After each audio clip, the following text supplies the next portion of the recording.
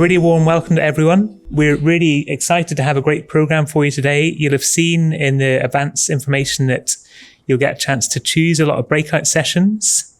So we've actually got 18 speakers with us today, which is a huge amount. If anybody who's a speaker or running a session can give a little wave from where you are. Big wave, bigger wave, bigger wave.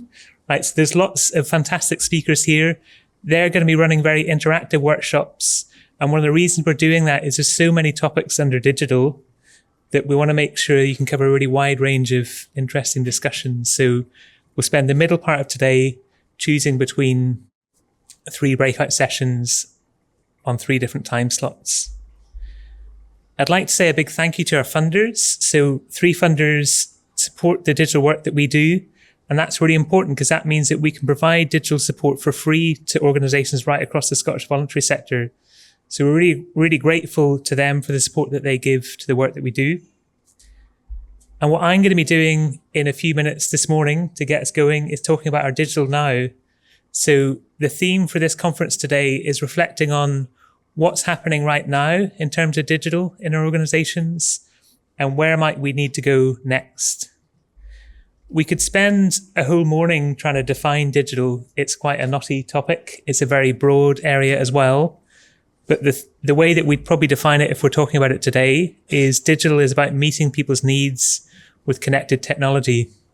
There's other definitions and there's probably speakers who could give you a longer or a shorter definition, but that's the one that I would use. And we understand that as we get into the breakout topics, there'll be lots of different perspectives on that, lots of areas we need to think about. The last time that we were in this room for a whole day talking about digital was back in 2018. Was anybody else here then? Would anyone like to give a little wave? Oh, a few people. Yeah, brilliant. Alison and Emma were here. Fantastic. It's quite, at one level, that feels like a really long time ago. There's been loads of stuff has happened since then, but it's also quite recently. One frame of reference I would use for how long ago 2018 was, is this my son? On the right, he's starting his cycling career. On the left, he's continuing. I want to be clear that he's not yet a mega cyclist. It's not his favourite thing to do, but he's made a lot of progress. And I think this is quite a good metaphor for where we are with digital and technology. We've come a long way since 2018, but there's still a way to go. And I think for me, one thing I'd like to emphasise about digital and tech is I don't think the last 6 years is a story about brand new tech that we've ever seen before. There is an exception, which is AI, but we'll come to that later. But in general, it's about existing technology making it to the mainstream at an unprecedented pace. So on this slide here, you'll see a lot of tech, which is probably part of your daily experience today. It's things like Teams and Zoom, video conferencing, sharing documents online, QR codes, which for a long time were a kind of joke in the tech industry where people said, what are QR codes even for? And now we're using them for everything. So all of this tech existed in 2018. Some of us might have been using it fairly often at that point. What's changed now is that's become a default experience for everyone. So that means that we need to approach digital in quite a different way. At SCVO, we offer quite a few different types of digital support. So I'd like to reference that briefly. We run a digital senior leaders program.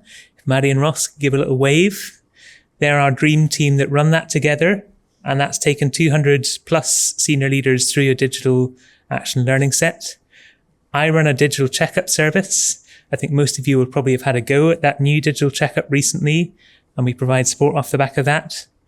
We run DigiShift calls with Ross. Ross and I run that with Maddie as well. I'm going to make Ross wave basically every few minutes through the whole day. And that started as a kind of very rapid response to what people need in the pandemic, but it's now reaching its 84th episode next week. And we produce a lot of content online. And Maddie is our digital training dynamo, who does 20 plus digital training sessions every year. So we do all these things which support thousands of organizations directly.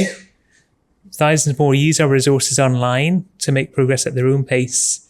And then we learn a lot. So whenever we're providing support to organizations like you, we listen to their context and we use that to inform what we do in the future. And if you wanted a few numbers there, you'll see that quite a small team are doing a lot of support And there's thousands of organizations engaging with the support every year. And probably most of you in this room, because you're here, have already been on some of these online events where you've engaged with the support. So we're really grateful to you for being part of this, and we hope you find it useful. If you get a chance with us today and you've got ideas about how we could do it differently, come and tell us. We're really open to that. And we've all made change happen in the most difficult context. It probably feels a bit more stable and steady now in some senses, but going back to that 6-year time frame, there's been a really large set of difficult challenges we've all faced. There's probably lots of specific challenges you faced in your own organization, but to just run through a few key themes, we've had a global pandemic. We're a very long way from fixing the climate crisis. Racism and discrimination and prejudice is still very much with us, as is inequality and social justice. There have been economic shocks, and that's in turn led to a funding and running costs crisis. And there's a lot of political turbulence as well. One frame of reference you could use for the last 6 years is 5 prime ministers, which is a lot. Democracy is great, but that's a lot of chopping and changing. Now, if you were to boil these challenges down into 3 big themes that impact on the voluntary sector, the 3 ones that come to mind for me are growing demand for services. Maybe organizations are needing to help people they haven't had to help before, or give people more help. Delivery costs have been going up. Things that were affordable before are less affordable these days. At the same time, capacity and income has not been growing, I should say. So it's been frozen or in some cases cut.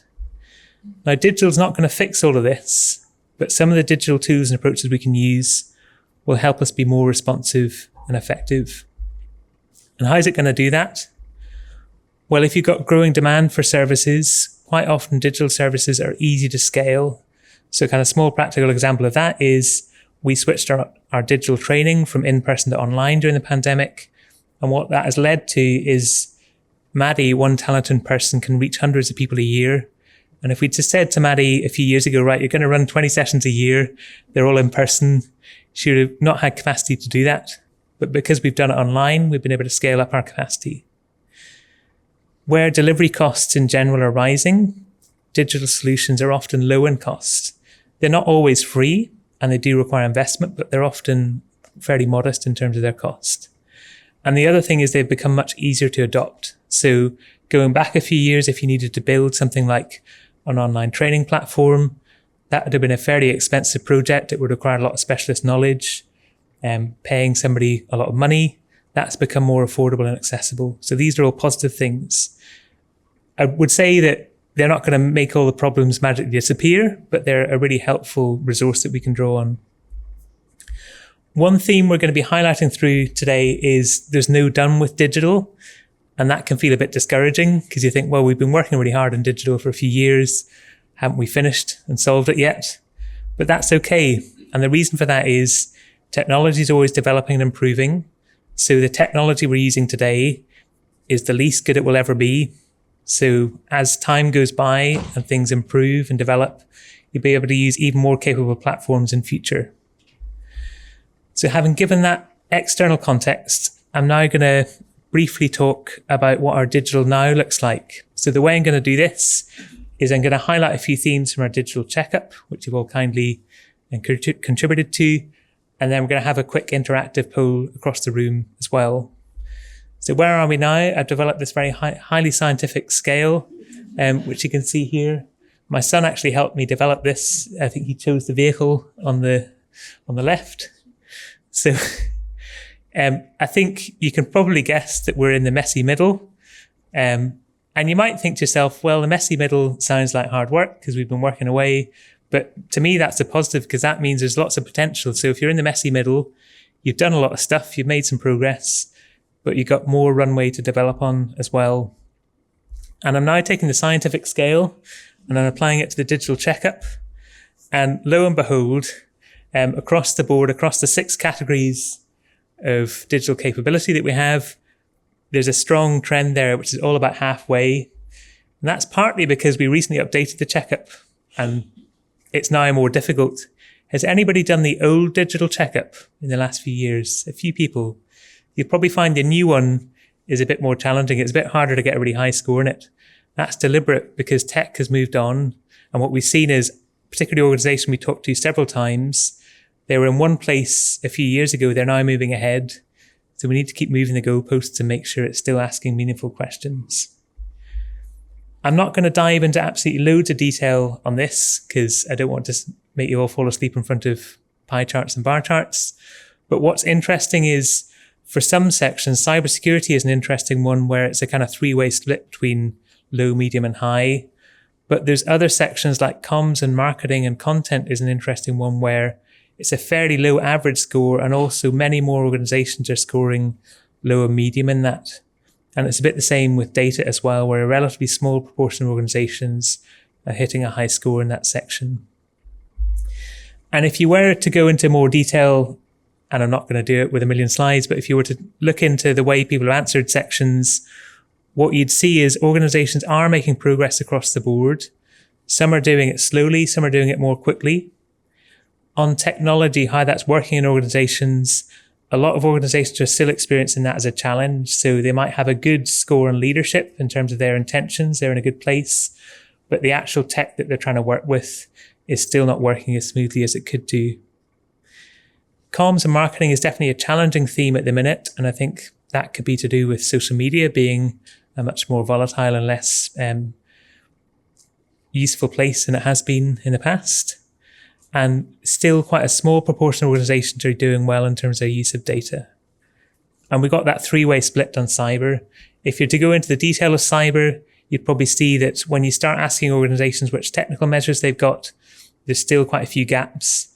And you'll be delighted to hear we've got a compulsory cyber section in the middle of the day where there's 3 exciting sessions that will all have a cyber focus.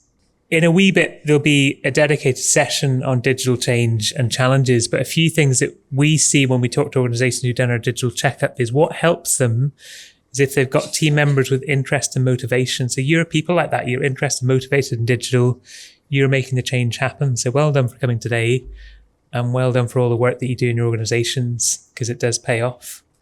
Quite often a secret shortcut to success is about trying small things and scaling them up when they work well. That's a really good thing to do when you're working with digital and tech. You can often learn from other organizations, so try and do that today. If you get in a good conversation, try and find out what they've done, what they've been learning. Quite often, if you hear from an organization about something that hasn't worked well, that's really effective because it helps you avoid making the same mistake.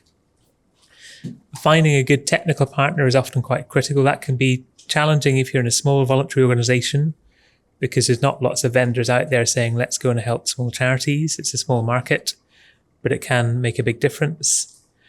And something which will emphasize, I'm not going to say it loads now because it's going to be a theme that will pop up lots in the other sessions, but having a clear vision of what good looks like for your users. So always be thinking, if this bit of tech works, what happens to somebody using our service? What does their experience? How does it improve? If you haven't got a clear vision of that, you're probably not spending your time very effectively because it's not going to deliver some user value at the end of the day.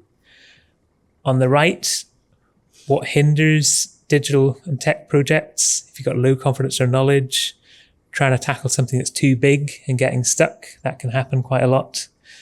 And not knowing where to start or who to ask. Also getting poor service from technical partners and losing sight of what you're trying to do. These things can happen and they can often be quite a break in progress. And we've got a whole dedicated session. I hope I've not put in too many spoilers for the Charity Change Collective. We'll be talking about that in a wee minute. Just to wrap up, I'm going to give you some tech predictions. I'm sure that's what you came for here today. Everybody excited? I've got 4. The first one is there will be more technology. The second one is some of it will work. The third one is people who use it strategically will benefit, and people who don't won't. Now, that's a bit of a cheeky tongue-in-cheek slide, but I do think there's a serious point, which is that it's not about which particular shiny tech thing has arrived and which everybody is trying out. It's about what makes most sense for your organization. So there'll be a lot of stuff you look at and think, well, that's quite cool, but it's not going to do much for us in terms of impact. In which case, you don't need to engage with it, you can avoid it. So for us in the voluntary sector, it's about making those wise choices and saying what's going to deliver impact for our users. And it's not going to be every tech thing that rolls along. It's going to be some of them. So that's my tech prediction, is you'll be using some more technology and hopefully using it well. So last bit from me then, there's no done with digital, and that's good because it means the best is yet to come. We'll see if you say that at the end of the day. The other thing I want to make an early plug for, we'll talk about this right at the end of the day, is my colleagues Maddie and Alison are getting together a network of people working on digital change. One of the particular features of the Scottish voluntary sector is we often don't have a dedicated digital person in our organisation. That's a really common experience. So they're looking at getting people together who are doing digital as well as other things and giving them some mutual support. So that's all from me. Thank you very much.